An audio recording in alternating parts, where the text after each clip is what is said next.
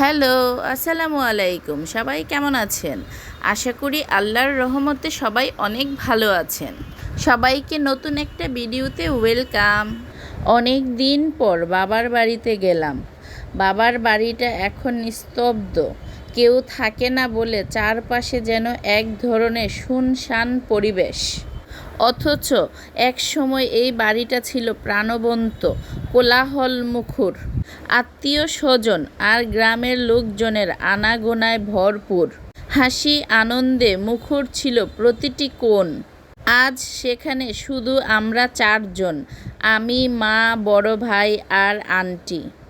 কথায় আছে নারীর পানে বাড়ি, সেই কথাটিই যেন সত্যি হয়ে ওঠে।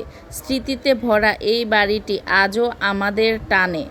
যদিও পরিবেশ বদলে গেছে, তবুও মনের টান কখনো বদলায় না। আমার মায়ের মন প্রাণ যেন পড়ে আছে এই বাড়িতে। তাই তিনি সপ্তাহে অন্তত একবার আসার চেষ্টা করে। এসে যতটুকু পারে গাছপালা যত্ন করার চেষ্টা করে। সত্যি বলতে আমার মায়ের লাগানো গাছগুলোতে যখন দেখি ফল ধরে, তখন মন এমনিতেই ভরে ওঠে। এই গাছগুলোর মায়া আমার মা ছাড়তে পারে না, আর সেই কারণে আমাদেরও মন বারবার টানে এই বাড়িতে। যদিও এবার আমি অনেক দিন পর গিয়েছি, গ্রামের এই সবুজ ছায়াঘেরা পরিবেশ সত্যি অন্যরকম এক অনুভূতি।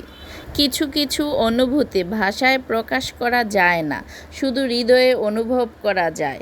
সবাই আমার মায়ের জন্য দোয়া করবেন, আল্লাহ যেন তাকে সুস্থ রাখে, ভালো রাখে এবং হায়াত দারাজ করেন।